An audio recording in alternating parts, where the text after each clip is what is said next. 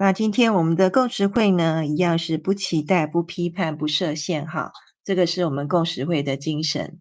如果是新进来的朋友哈，就希望你们能够在这边短短的，应该大概就1个半小时左右哈，能够有一段轻松愉快的缠绕时光。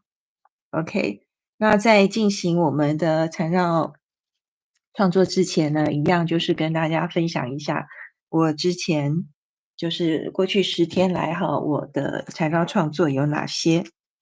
那这一张的影片大家应该都已经看到了哈，应该是前天吧，星期三晚上发出的。啊，这一张我自己是，做了一点尝试哈。一般来讲，我的材料作品不会放太多的图样在一张纸里面，通常我会比较倾向于2、3个、3、4个左右。哦，那像这一张其实就放了很多了哈，光是这一个星星旁边的这个5条像缎带一样的就5个图样，然后旁边再加上春天呐，然后这种绕来绕去的木卡什么的，就一堆了。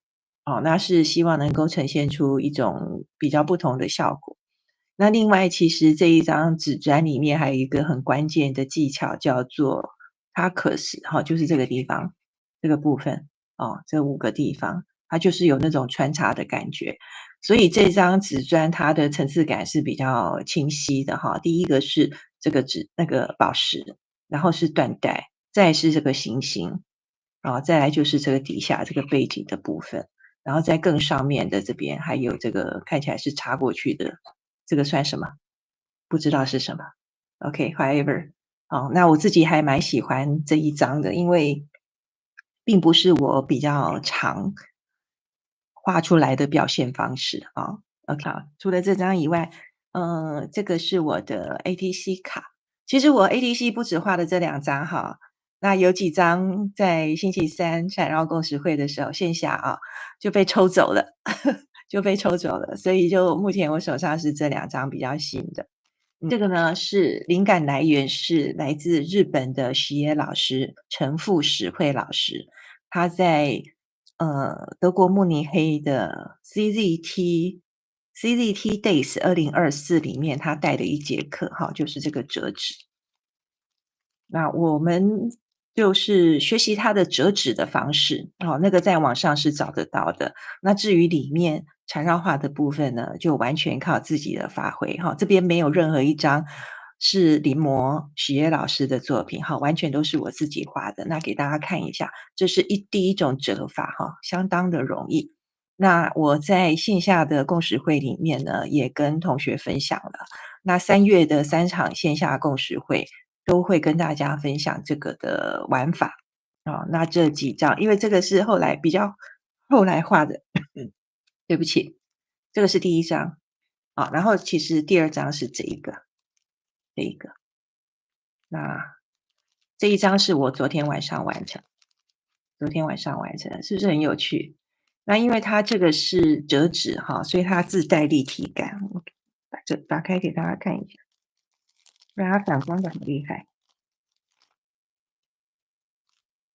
你看哦，它这个是有一点点蓬蓬的，所以我这样摸起来是有一点点厚度的，哦，是有一点厚度的，就很好玩，我超爱玩这个东西。哦，然后它就自然而然的有点像在画缠陀罗的感觉，哦，非常的有趣。然后另外的话，比较特殊的就是折出来这种特殊形状，哦，非常的好看，对吧？我自己好喜欢哦。上次的共识会已经有介绍了4张哈，那这是我后来又画的2张。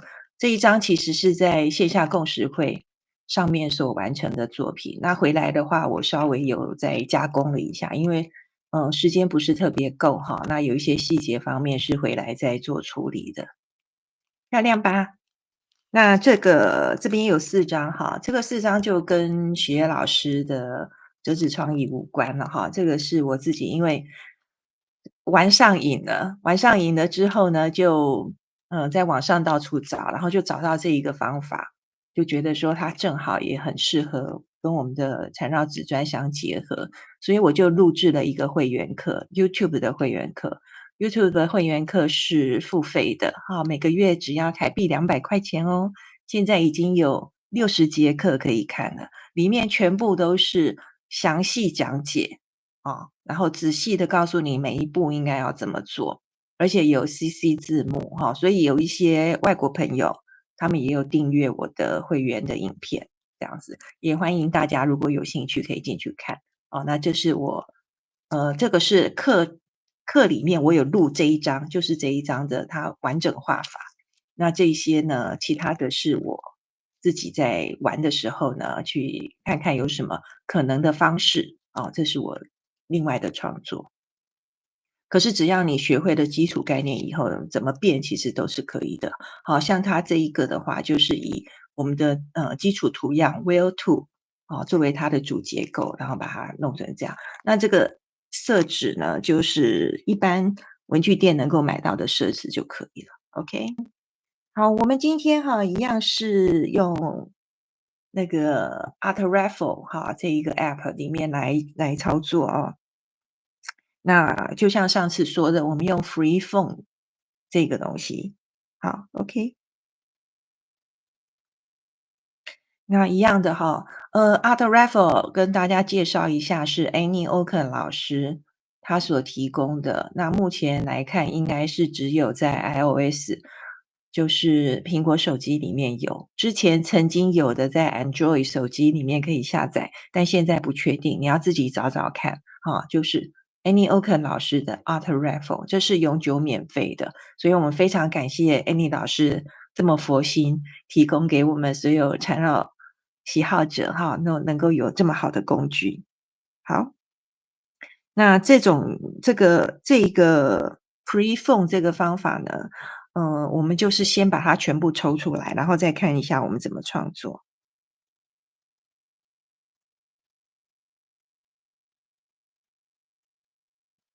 好，我们这一次抽有一点奇怪就是你看这个是线条，这个是线条，就暗线这个是暗线。我们抽了3个暗线，然后有4个图样，并没有装饰技巧。那没有关系，我们来图样有1个、2个、3个、4个、5个，有点多诶。这个是很基础的图样，我们就不教了它就是画个方格。来，我直接给大家看它的分解图吧。好，它就是画出方格以后呢，然后画这个半月弧形，画这个半月弧形，这样子。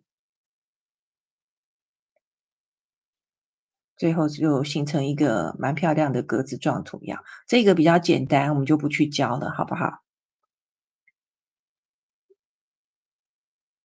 然后这个图样，它其实是春天图样 print on 的一个变体那它就是有一些有圆形的，有一些是方形的。我记得我们前面某一次共识会好像有画过，它叫做 In Aura，来看一下来你看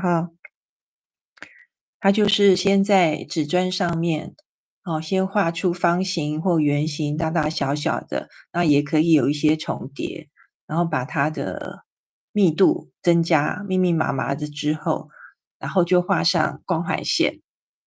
光环线把它画满了之后，你可以选择在其中某一些部分就很随机的，就有一些加粗的图样，把它弄出来，这样就可以了。这个也是很简单，没有太复杂的技巧。好，这个叫做 Double Muka，我倒是没有画过，我看一下。好，那就来讲一下这一个好。虽然说它画成了2个笔画可是我觉得它是可以是一开始就一样的，先画出一个 S 型，可是我们这个 S 呢，头尾它的卷曲要卷的比较大一点，就是卷的比较里面，那个弧度比较大，就卷的比较里面一些。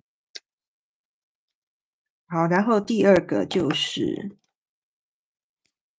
一个光环线，好，从这里顺着这一个上面这一个就这样顺下来，哇，画外光环，然后这样子绕过来，绕到下面这一个，所以它很容易就会形成头大屁股小这样子的一个形状。所以等于就是说我们在画的时候，可能要操作的一个部分就是，像他这边的演示就是头要先画小，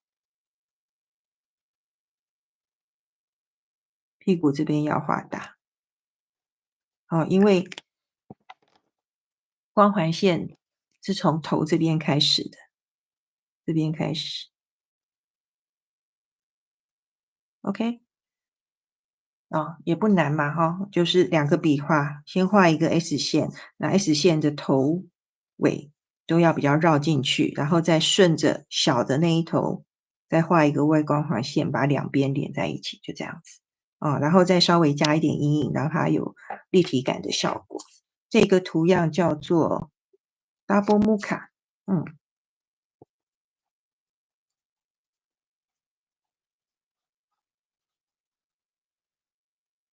好，这个图样相当的简单哈，它是一个带状的图样。那一开始的时候呢，我们会事先有一个带状的区域。好，我现在是画的比较大哈，给大家看。然后再来就是画上流动图样。那这个流动图样呢，你可以画比较胖一点，比较瘦一点都可以。那就是头接尾。好，我的意思是，头是大头是圆的这一部分，尾巴是尖尖的这一个部分。好，那这边就头再接尾，就这样子。我相信大部分的人应该是这个的画法都还蛮熟悉的。这个步骤画好了之后呢，在这个流动图样旁边就画一个光环线。像这种画法，其实我自己还蛮常画的，因为它的效果很好，画光环线。再来一个步骤呢，就是在这种地方哈，再画一个，等于说再画一个光环线之后把它涂黑。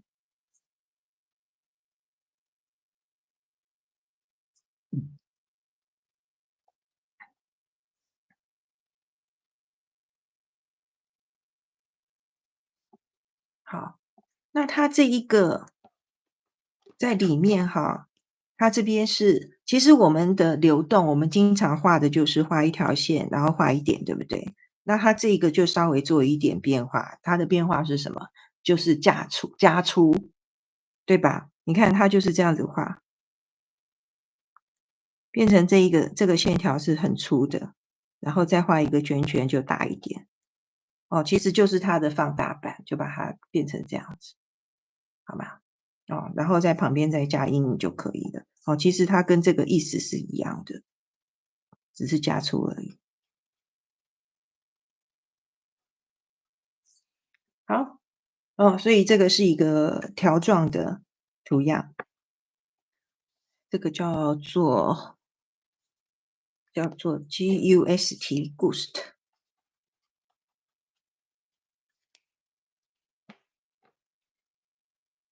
好，首先我们知道我们在标点符号里面有一个画法是这个，对不对？这个叫做大引号。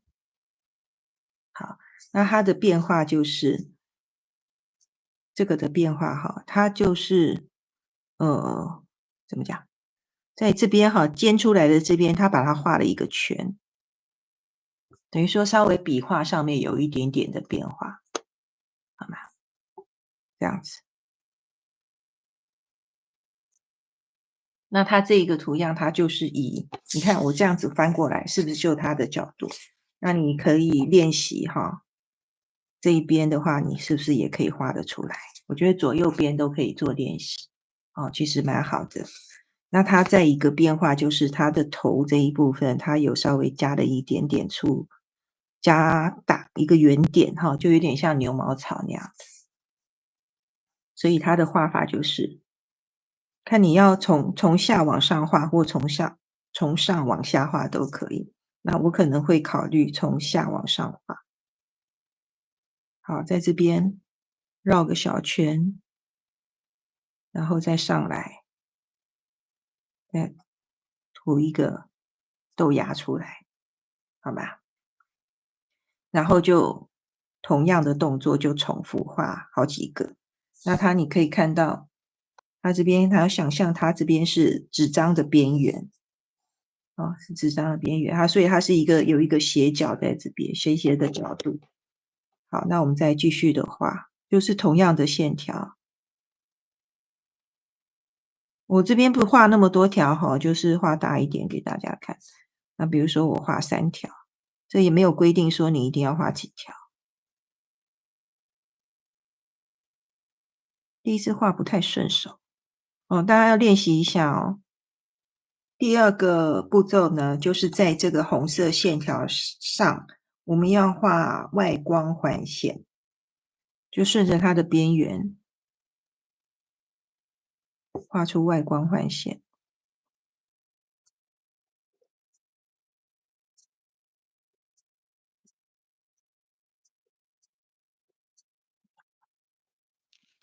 这个叫做锚定光环线哈，其实我在会员课里面有教，好像某一次共识会里面我也有提到锚定光环，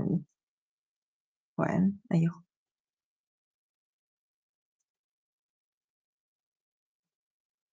锚定光环线，它的锚定是什么？它就是这一点跟这一点是固定的就是这样子。我是光环从这边开始，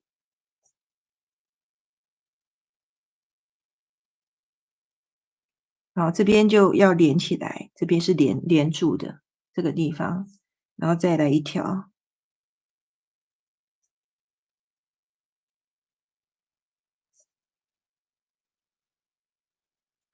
好，然后接下来就可以稍微再往里缩，因为会越画越小，往里缩了哈。那看你这个画面的面积有多大。那像比如说在这里，它也是锚定，先定在这2个位置，画出光环线，连住 ，OK， 好，然后再继续画。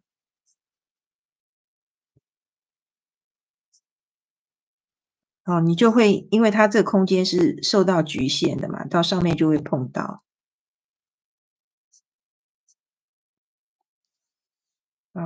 所以它看起来，我现在看起来，我觉得它有点像衣架，是不是？这边也是一样操作哈，锚定光环线来画出来，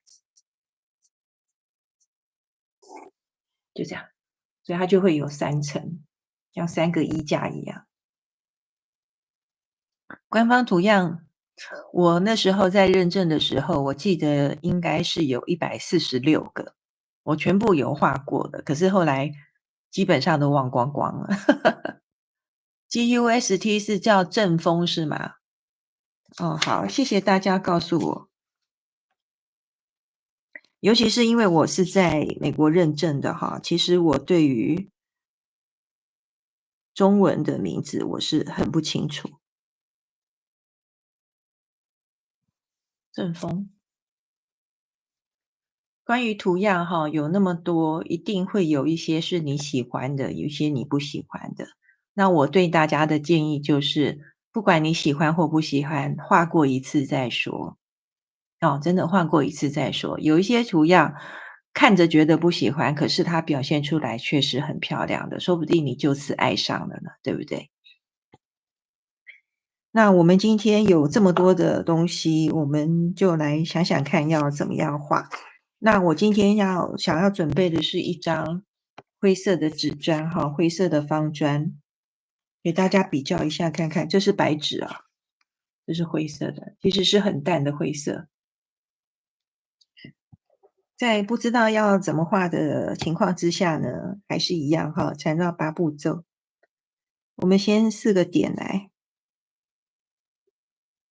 讲真的，我没什么太多的想法。好，我们把4点连起来。那感谢大家今天抽空来一起线上画画。那我们感谢 Annie Oken 老师，他帮我们提供这一个这么好的 App， 我们能够在线上共识会的时候可以随机抽取图样。好。感谢我们都喜欢缠绕画，才有这个缘分能够在线上一起分享。嗯，我觉得这里面有3个暗线可以选择哈。来，第一个是画一个螺旋，第二个其实是复杂的，画一个形，然后它像是一个1、2、3、4、5、6、8角形，我觉得这太复杂了，先不要。然后另外一个是这一个 Blossom String，我觉得这个有点可爱，这个有点可爱。好，我们来画这一个好不好？我觉得这个是一个比较特殊的线条。大家可以看到哈，它这个暗线其实就是3个圈圈，然后其他就是条状的画出去。那它的3个圈圈可以放在不同的位置。你看它有几个范例哈，像这种的。好，你看它这个这个暗线其实是蛮特别的，很奇怪。它就是先画一些圈圈，然后旁边有一些线条在旁边，好不？好，那我还是用它最原始的这一个哈，那我们就随意的这样子画3个吧。你们也可以有自己的变化哦，不勉强。大家注意哦，它这个3个圆圈，它中心这边是有连在一起的，好，所以是这样子。然后这样子，这样子，真的很有意思诶，我觉得这个暗线。嗯，那我们从暗线来搭配我们今天抽到的图样哈。那第一个很明显的就是这一个嘛，是不是 Uniball Eye Micro，这个是 UB150黑色啊，非常推荐这一支笔，因为它是金属笔头哦。带针笔有时候用一用，我们用久了那个笔头会缩回去，这个不会，这个的效果很好。好，我一开始先来画，我就用这个比较小的圈圈哈，我就直接画进去，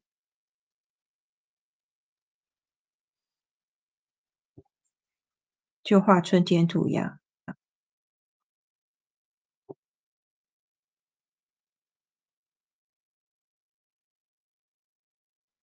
我选择其中一条来加粗。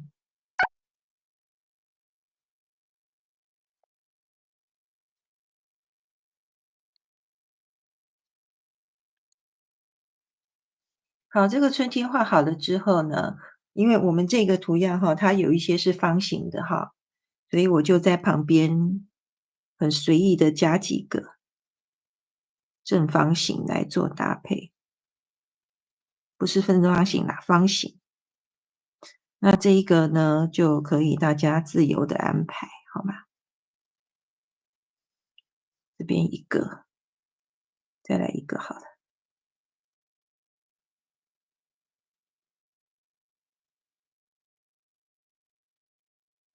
这一个中间涂黑好了。然后呢，这边我们来画这一个图样，这个 double muka，因为它刚好是这边嘛，哈，那我就要画，让我想想啊，很大胆的画下去的话，从这里，记得第一个上面这个要稍微小一点，下面这个可以画大，对不对？好像有一点太大胆了，没关系，就这样。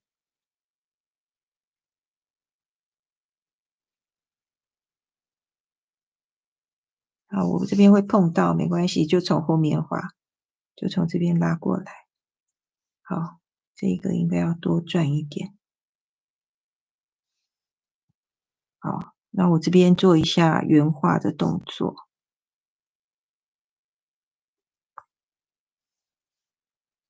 其实我觉得它有一点单薄哈，所以我这边来给它加一点我们刚刚说的锚定光环线，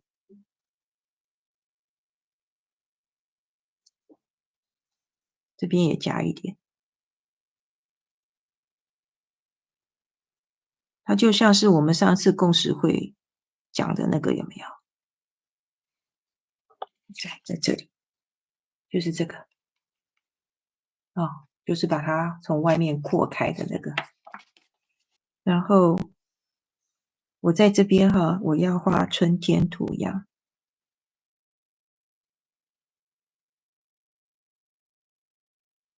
这是中间涂黑，搭配一点方形的。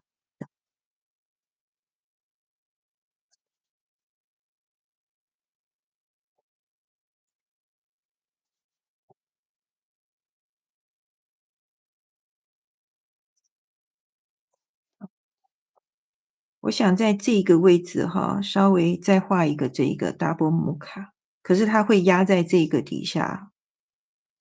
好，开始是小的。好，我这边过来会压在底下了，然后这样子上来，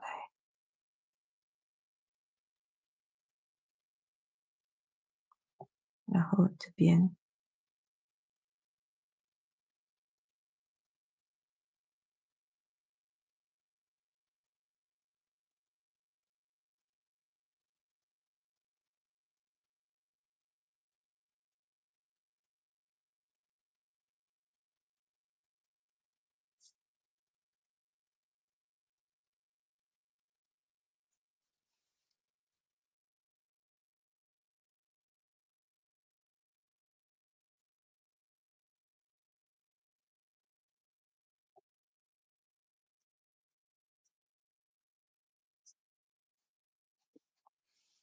那这里呢，我们来画这个图样，这叫 gust。刚刚说什么？阵风。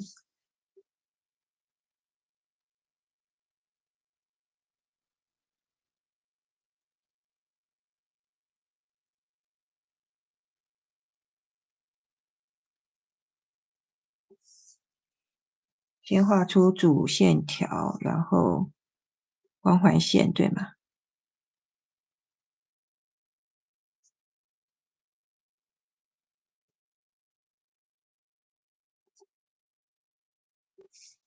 然后就是锚定光环线，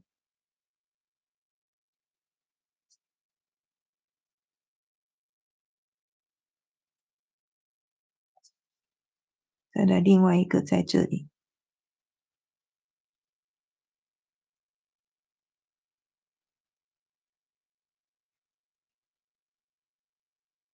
大家可以看到我这个形就变形了，感觉好像压扁了，对不对？没有那么拉那么开的感觉。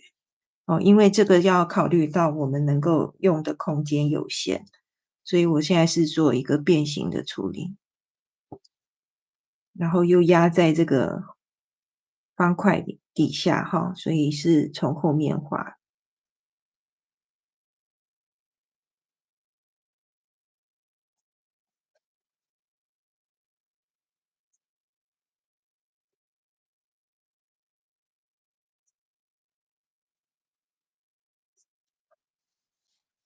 好，我现在做一些加粗跟圆画的动作。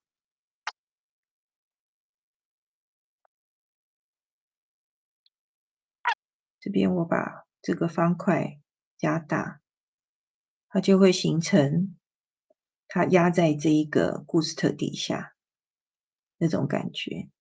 哦，这个就是绘画的顺序的不同，它就会造成不同的效果。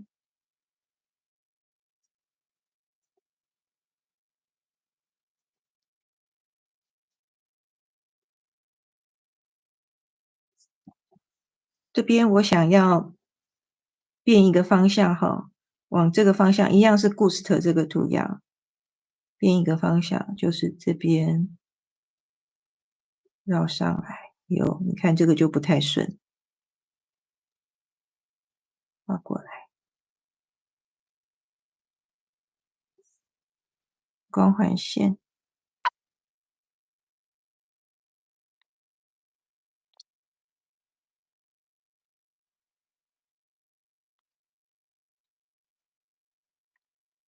在这边我要埋进去一个春天图样。今天我们这种线条好多哦，对不对？就是不停的各种线条组合，其中一道来加粗，制造视觉的冲突。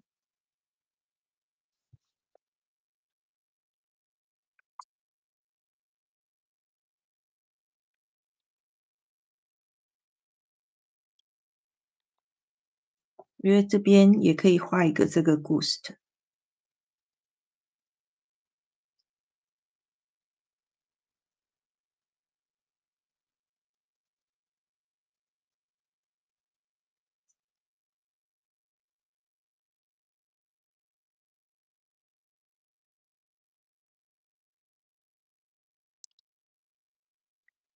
假装这底下也有一个啊，然后所以它会是这样子。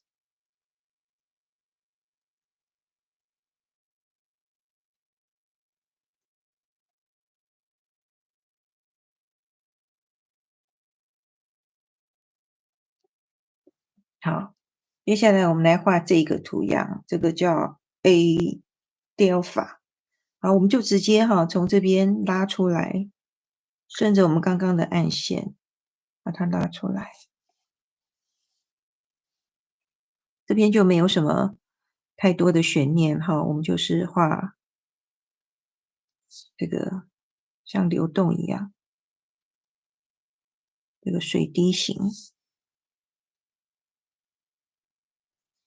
然后光环线，再来一个三角形，涂黑。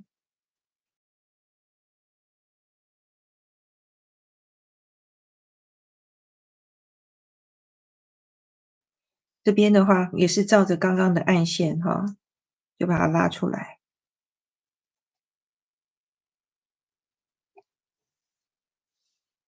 同样的画法，不过我们要假装它是从这里开始，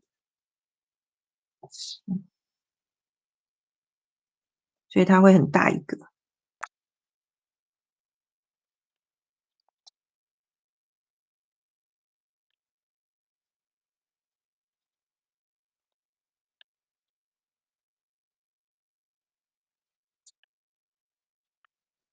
大家可以看情况自行增加这种春天图样哈。它这个叫做 In Aura。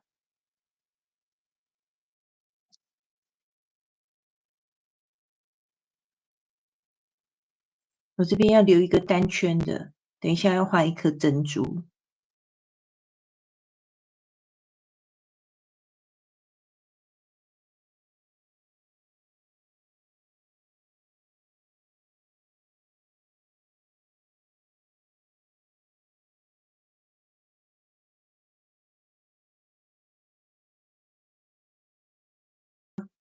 里面这里哈还没有加，忘记了。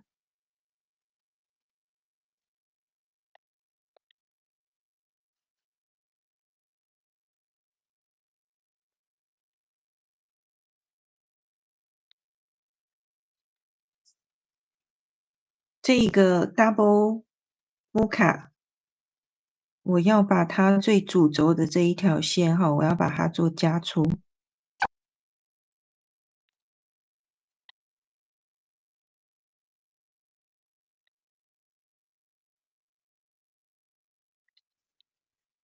这时候我们在一些空隙的地方哈，都可以多画几个圆圈圈。哦，它就是用珍珠做装饰，其实还蛮多地方可以塞的，大大小小都可以。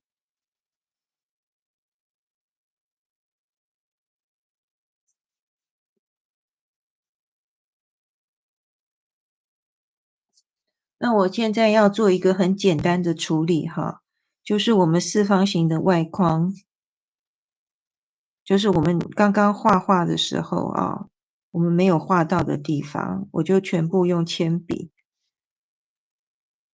去把它涂满，它就是一个灰色的区块。当然，你如果要用其他的色笔也可以，彩色铅笔也可以。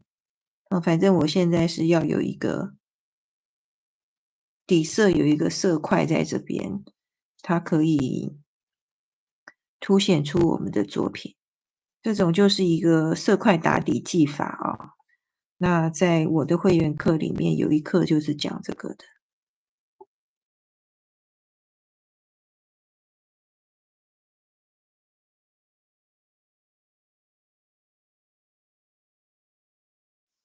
大家可以看到有那种空隙的地方，都把它找出来，然后我就用铅笔把它涂灰，就这样子而已。也不难，可是这个整体的那个视觉效果它就会比较集中。好，那像这个 Double Muka 哈，我都可以把这个里面这个 S 的头都把它画出来，这样会更明显一点。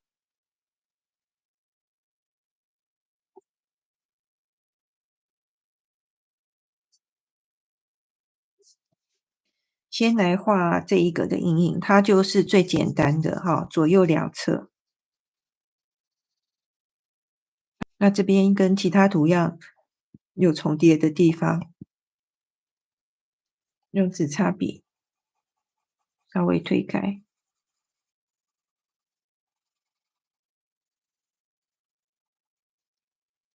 它立体效果就很好操作，对不对？然后中间哈，这个是 General 的白炭笔，中间的部分稍微涂一下，然后棉花棒，这个立体感就做出来了。另外这一条也是一样，你看比较一下，这个是做了立体的，这个还是海美的，那个立体感差好多。我觉得好像这边比较不明显，就再补一下。这个一样哈，左右两边。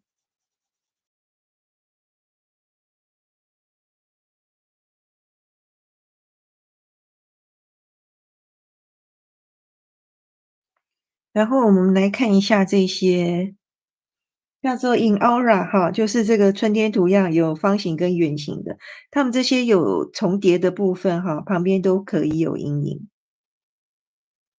有重叠的部分，把它们画出主次来，好吧？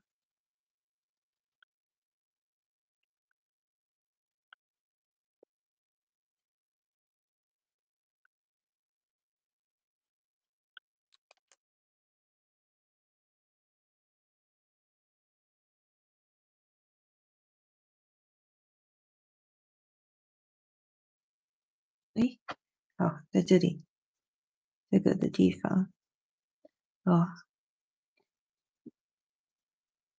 也是一样把它的层次感画出来。然后这个哈，这种地方可以加一点点阴影，让它比较有立体感，就是这个尖尖的这个位置，这边。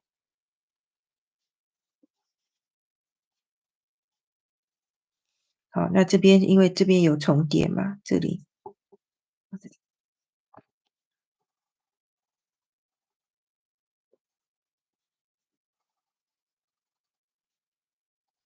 画阴影的时候要有耐心哈，因为我们有时候会漏掉那你就仔细的把纸砖转来转去看一看，有哪一些地方可以加的，慢慢添加就好。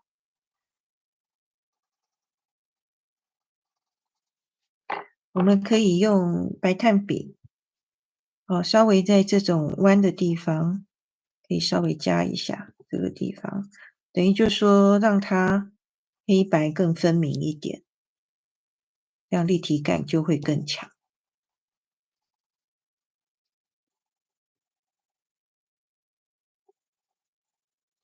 同样的，用棉花棒稍微擦一擦。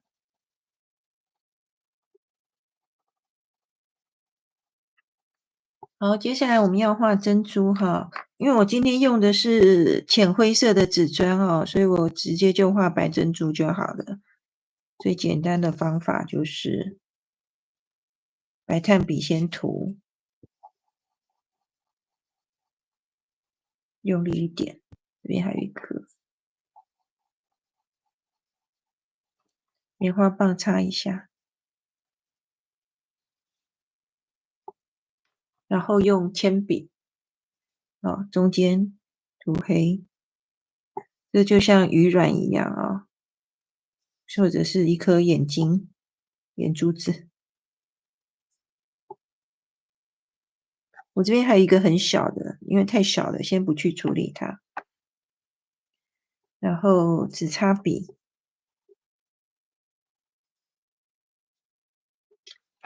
白色水样笔，这个是 Uniboard 的 UM153，画2个点，珍珠就出来了。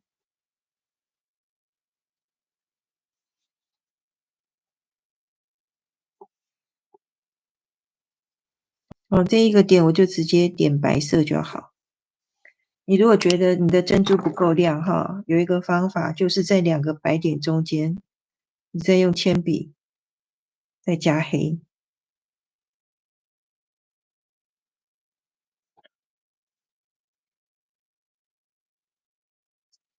金色的，我就把它加在这里。来，在这个地方我要画细细的线条。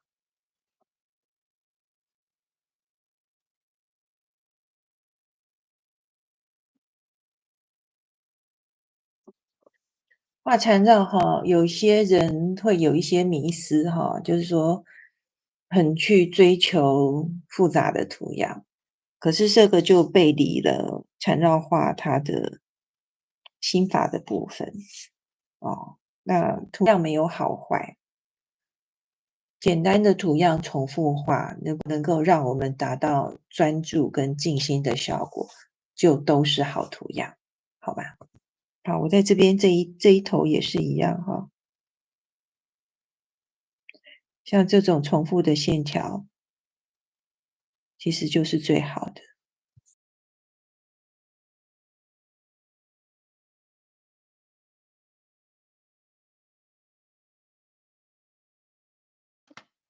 这个是01的Pentel 的 Point Liner 01的，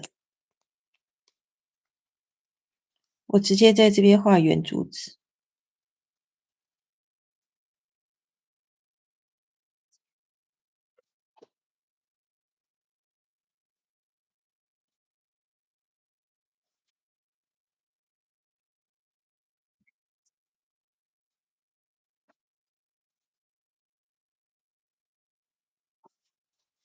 Jelly Roll 的08，它是大红色的。大家在画面看它可能有一些偏橘色，事实上是大红色，你拿普通的红笔就可以。我要把这些刚刚画的圆圈通通画成红色的。没有办法，我就是看到黑白的缠绕，我忍不住要放彩色。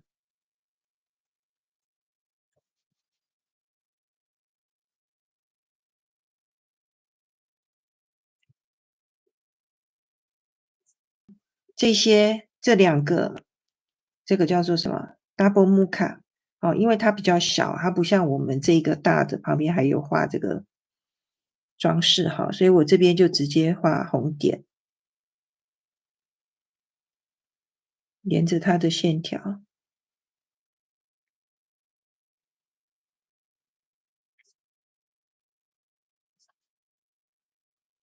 你不一定要用红的你要用全部都用黑的也可以。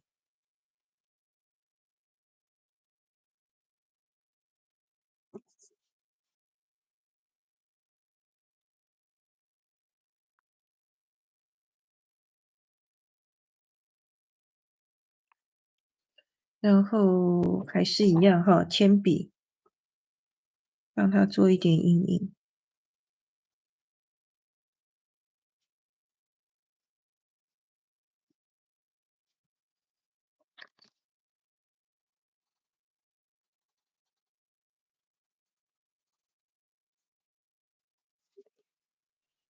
我想要画这个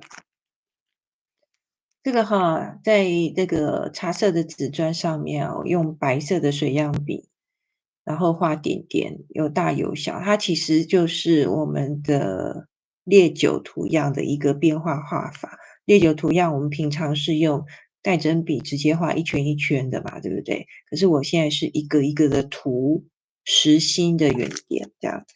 那我一样用红笔哦，我现在有一点疯狂，我就画在这个上面。这个是有草间弥生的感觉，可以画一些大大小小的，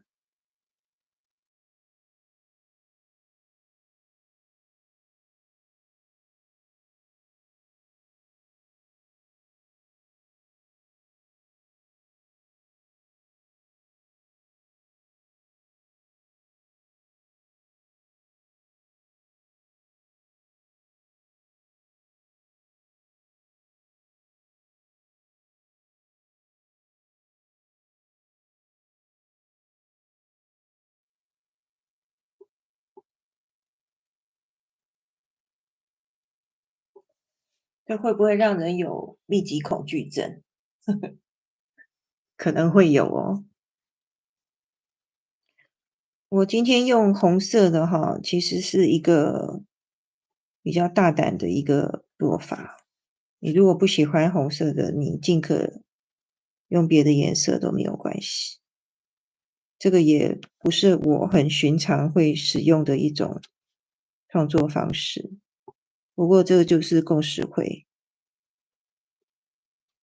我也不知道我为什么会这样画，反正现在就是这种感觉。哦，那缠绕没有对错，你可以觉得它很好看，你也可以觉得它很难看，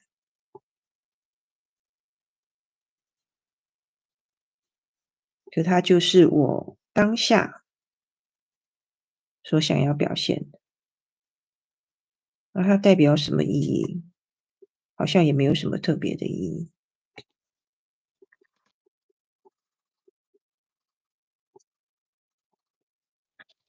然后我要找一个地方签名了。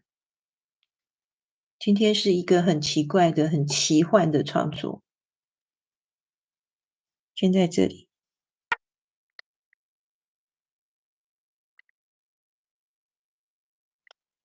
我要在这个金色上面加一个白点。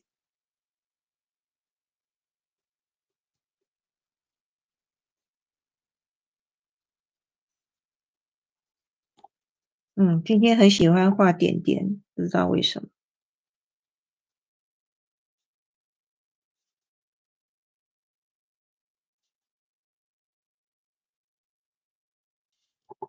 我现在是在把这个黑色的加粗哦。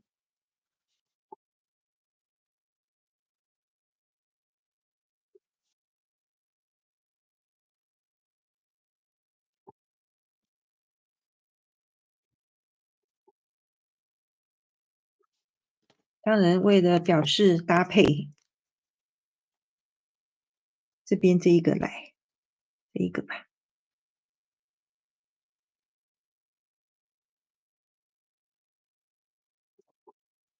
这种缠绕的方式呢，就是相对来讲比较随意的哦，并不是太注重它整个的构图到底是怎么样子，就是东加一点，西加一点哈、那到处看看哪里有一些空缺，就可以放一点东西进去哈、那是相对来讲，比较有一点点是随意涂鸦的意味。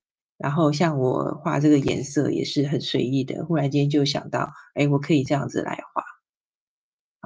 那用任何的笔具都可以哈，像现在，聊天室里面方伟说用蝴蝶笔涂鸦，蝴蝶笔也很好。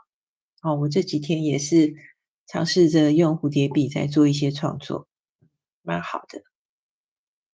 那大家在呃收尾的阶段哈，那我就小小的再宣传一下喽。你如果想要多学一些缠绕的技巧的话呢，非常欢迎你加入我 YouTube 频道的会员哦。那会员里面有分两种，第一种是很基础的，叫做小渔村。小渔村的月费是100块钱台币。那大渔村呢，就是进阶版的，进阶版有比较多技巧综合运用的内容，全部都是很仔细的用中文讲解，然后有细细字幕。那你在里面可以学到蛮多的技巧那可能有一些会有一些难度，那你就是听讲解，可以把影片做暂停，然后来做练习。嗯。它绝对是性价比超级高的，目前，已经有60支影片，我还在持续更新之中哈。你只要加入大渔村，就是进阶版的，全部的都可以看60支影片都可以看。那小渔村的话呢，就是，只能看缠绕基本功，就是基础入门的部分是比较简单的。好，那小渔村推荐刚接触缠绕的同学可以参加。那你如果画缠绕已经有一阵子了，你想要提升你的技巧，非常建议可以进入大渔村，慢慢的学习。那另外的话，我的线下课程呢，其实不能算课程啦，线下共识会，它其实是一种工作坊，就是可以跟我面对面一起画画。那我有时候是不定主题的就是很随机，就像我们线上共识会一样，我是很随机去抽取图样，然后来进行创作。你如果在台北有时间的话，应该也是欢迎你跟我们一起来玩那详细的情形可以看我粉丝专页，脸书的粉丝专页里面里面有 Google 的表单，就可以来报名，非常的欢迎大家。OK，好哦，来静静的看一下。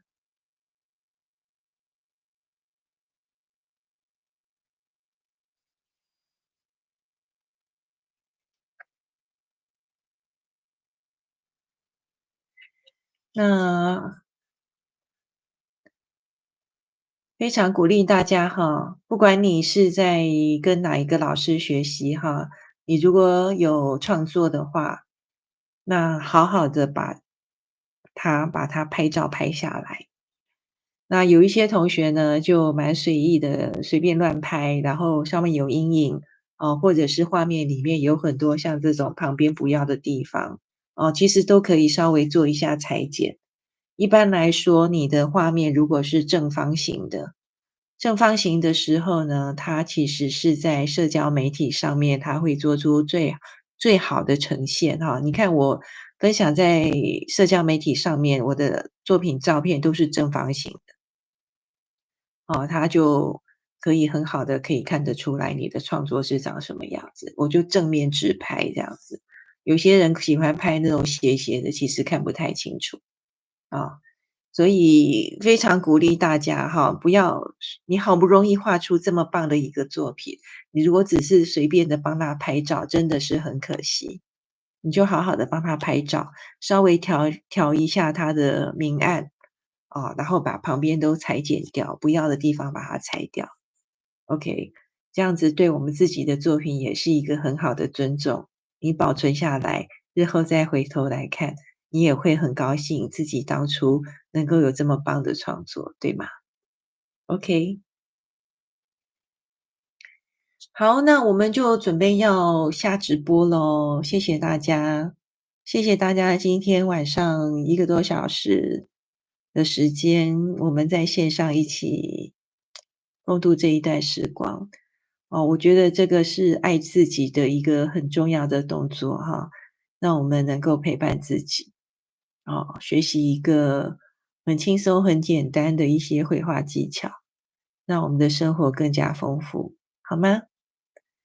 好，那这样子就差不多了哦，要跟大家说晚安了。OK，那就大家拜拜喽。